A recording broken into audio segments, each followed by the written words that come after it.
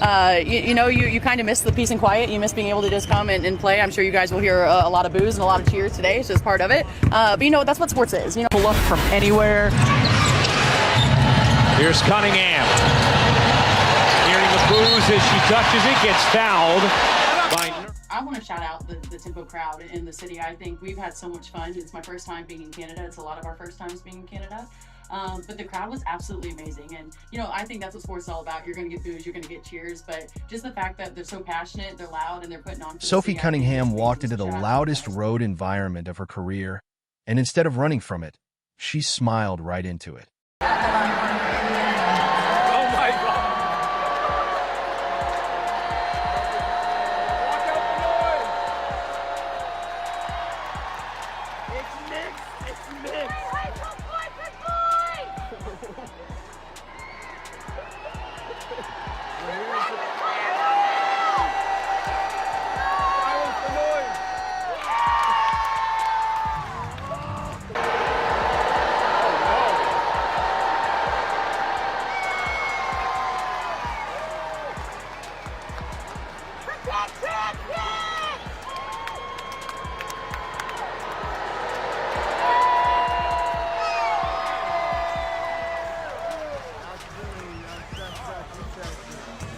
That's the sound that greeted her the second time.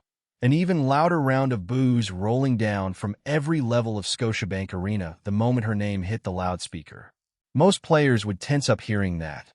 Most players would shrink a little, maybe glance at the bench, maybe ask a teammate what's going on out there. Out here getting booed by the woke Toronto Tempo fans. Oh, wah. Sophie burned them to the ground with some clutch three-pointers.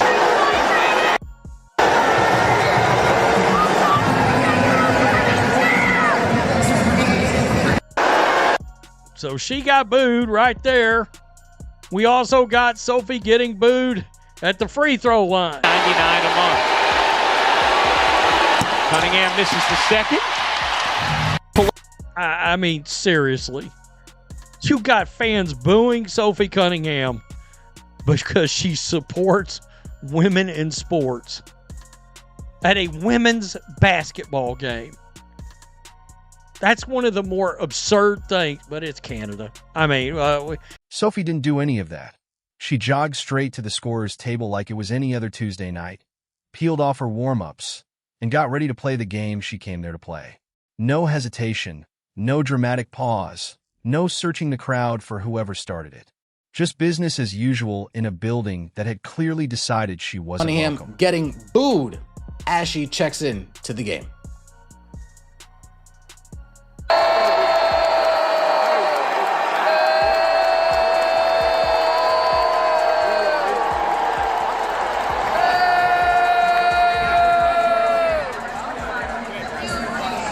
Now, honestly, from this video, it doesn't sound too much like boos. Well, you can hear the person holding the phone boo, but it sounds a little bit 50-50. However, during the actual gameplay, you really hear it rain down. Pull up from anywhere. Here's Cunningham. Hearing the boos as she touches it. And that's when you really start hearing the boos. And then she goes to the free throw line. First pass. Scan the QR code and subscribe today for just $14.99 a month. Cunningham misses the second. But the good thing about Sophie Cunningham, she doesn't give a damn about your boos. Because you know what she's going to do? She's going to come out and she's going to shove it right up. She's going to stick it where the sun don't shine. It's worth remembering this wasn't some small regional crowd either. Scotiabank Arena was packed for the Tempo's biggest game of the season, a nationally watched matchup against Caitlin Clark and the Fever, and a huge chunk of that sold-out building spent the night aiming its energy directly at one specific player coming off the bench. That's a lot of noise to absorb for anybody, let alone someone playing in Canada for the very first time in her career. A little bit tonight. Really? Yeah. That's getting especially for the top. Good. I think it was because of the ketchup chips. You know what? Yeah, I like where your mind's at on that. Maybe I should try. I heard I was supposed to try a different brand. So, but you know what? I will tell you, I want to shout out the Tempo crowd in the city. I think we've had so much fun. It's my first time being in Canada. It's a lot of our first times being in Canada. But the crowd was absolutely amazing. And, I think that's what sports is all about. You're going to get boos, you're going to get cheers. But just the fact that they're so passionate, they're loud, and they're putting on for the city, I think it's amazing. So shout out to you guys for coming out and supporting. By the way, whoever told you about maple cookies, I've lived here my whole life. I've never heard of them. Dude, not great. You don't need to trust me. This is where it gets interesting, because after the game, a reporter asked her point blank if she'd heard the reaction from the crowd all night. Really, she said, almost laughing at the question before joking that maybe it was because she and her teammates had tried ketchup chips for the first time and clearly didn't rate them high enough for Canadian taste. It was a light, easy answer, the kind of thing that tells you she wasn't sitting there stewing about it in the locker room afterward. She wasn't building a grievance list. She was cracking jokes about potato chips less than an hour after getting booed almost every time she touched the ball. That's the first thing worth sitting with here. A player who's been at the center of one of those moments usually go. Most post-game press conferences after a night like that turn into some version of damage control. Either the player downplaying how much it bothered them or a team spokesperson quietly steering questions away from the topic entirely. Sophie didn't need any of that. She just answered honestly and moved on, the same way she's handled almost every version of this question all season long. Honestly, last year I think it did. Now I'm a little bit used to it.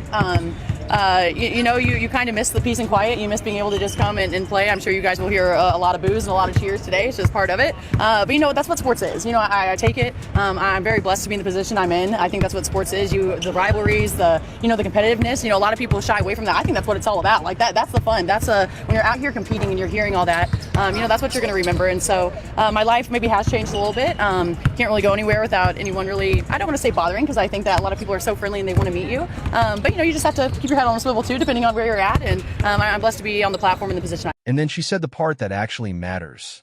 I will tell you, I want to shout out the Tempo crowd in the city. I think we've had so much fun. It's my first time being in Canada. It's a lot of our first times being in Canada. The crowd was absolutely amazing, and I think that's what sports is all about. You're going to get boos. You're going to get cheers. Read that again slowly, because it's not a throwaway line. She wasn't asked to say something nice. Nobody forced her hand. She looked at a building full of people who spent an entire night jeering her, and she chose to compliment them instead of complain about it. Think about how rare that actually is in professional sports right now, where the instinct for almost everyone, fans and players alike, is to frame a hostile crowd as a problem that needs fixing. Sophie flipped that completely. She treated the noise as proof that people cared enough to show up loud, which, if you strip away the politics of why they were booing her in the first place, is honestly just a compliment to how big the moment felt. She's basically saying the quiet part out loud that a lot of athletes believe privately but rarely admit on camera. A dead building is worse than a loud one, even when the loud one is loud because of you. Caitlin Clark fighting her in the corner. Sophie Cunningham for three. Bang. Here she is, creating her own shot. Mike Chantal set a nice screen. Sophie Cunningham 3 feet behind the line. Bang. Sophie Cunningham on the run with Ty Harris. Trailing the play. Catch. Wide open three. Bang. Sophie Cunningham. Hey, you want to boo Sophie? She's not one of these players that folds under pressure. Hashtag I said what I said. She's not going to fold under pressure. She's going to stick her chest out and go like this after she hits a three on your home court. Shout out to... She didn't just talk her way through it either. She backed it up on the court. 13 points, 3 of 4 shooting from the field, and a perfect 3 for 3 from beyond the arc. Most of it coming right in front of the same fans who'd been on her all night. Every time the ball dropped through the net, the boos got a little quieter and the murmurs got a little louder, because that's what happens when a player refuses to let the noise change how she plays. She wasn't rattled into forcing bad shots or playing tight. If anything, she looked looser than usual, like fever. That includes Caitlin Clark, but she's built her entire reputation on being the player who thrives in chaos. The one who dives for loose balls and talks trash right back when trash gets talked at her. A hostile road crowd isn't a threat to a player built that way. It's fuel. Coaches around the league have said for years that you want players who feed off exactly this kind of environment, because most players can't. Most players need the crowd to like them to play their best. Sophie has quietly built a career on being one of the few who plays better when they don't.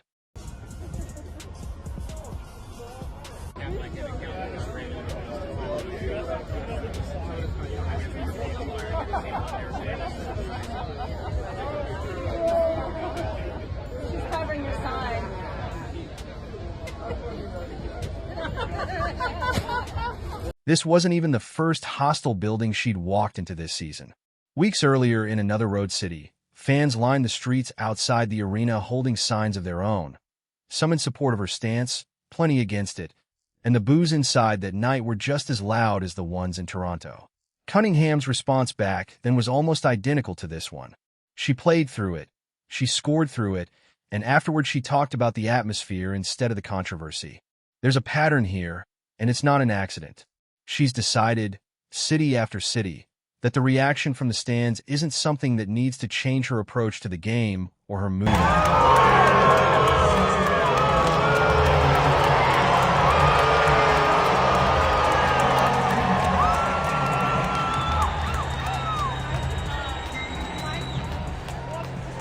Why do fans keep booing her in the first place? That part depends entirely on who you ask. Some of it traces back to comments she made earlier this year about biological differences in women's sports. Comments that turned her into one of the most talked about, and for some, most polarizing figures in the league almost overnight. Some fans are booing because they disagree with what she said. Some are just booing because she's an easy target now, a name that gets a reaction. The kind of player visiting crowds love to single out regardless of the actual reason. Honestly, at a certain point, the specific why stops mattering as much as how she's handled it. And how she's handled it has been remarkably consistent night after night, arena after arena, regardless of which city or which reason is driving the noise that particular week. Okay. Right? The woman who fouls Sophie Cunningham, right? She gets thrown out of the game. We just said it 2 minutes ago. It was a hard foul. Basketball play, but by the basis of the rules, she deserved to be thrown out of the game, right? No doubt. After the game, you guys have seen the story all over the place. She tweets white privilege. So comical, but it gets worse. It gets worse. Because Dejanay Carrington, this is when you QB Rabbit and Eminem and 8 Mile and the battle rap, okay? You went to Cranbrook. That's a private school.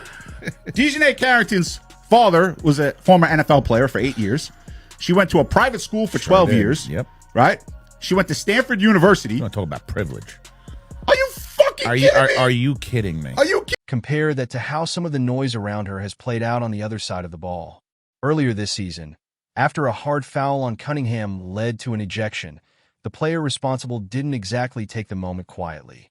She went straight to social media and posted white privilege from the locker room, framing the whole incident as something bigger than a basketball play.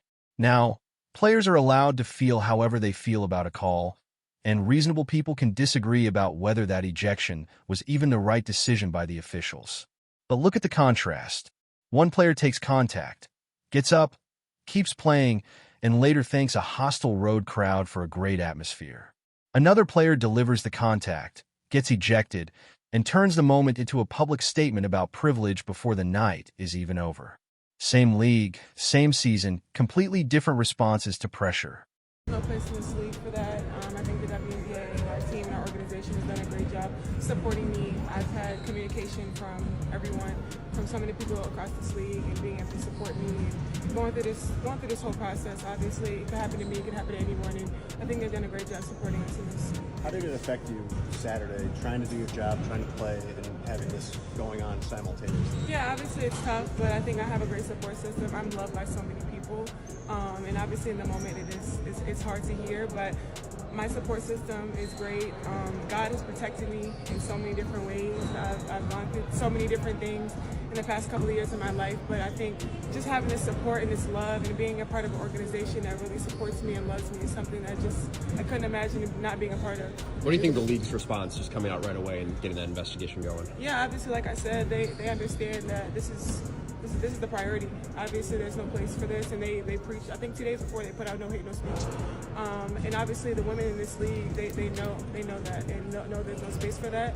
And I believe that every player in this league deserves to be treated with respect and want to come to work and just have fun and have a great environment to work at. So I think they've done a great job putting that out, and we're obviously just going to respond to it. We forget a lot of times, like, we're human, and she has feelings, and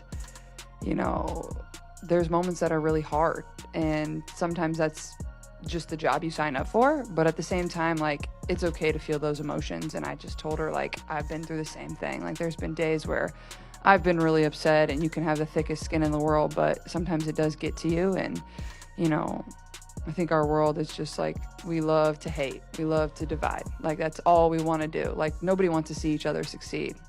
And I think that's a really painful thing for myself to watch. I feel like we need to do a better job at uplifting each other. And I can assure you there was no way we were losing this game tonight. And I told her that before the game. Like, there was no way we were losing this game for her. And, you know, it's tough. Like, that's my head coach. Like, I hated that our fans booed her before the game. That made me a little sick, to be honest. And you can disagree and this and that, and I get it. It's professional sports. People are going to boo. But, like, at the end of the day, that's our head coach. And we're going to ride for her, and we're always going to have our back. And that's never going to tear our locker room apart. So I just love her, and I feel for her because I know it can be a lot at times. And she does a great job a lot of times blocking it out. But there's other moments where it can get under your skin, and that's just being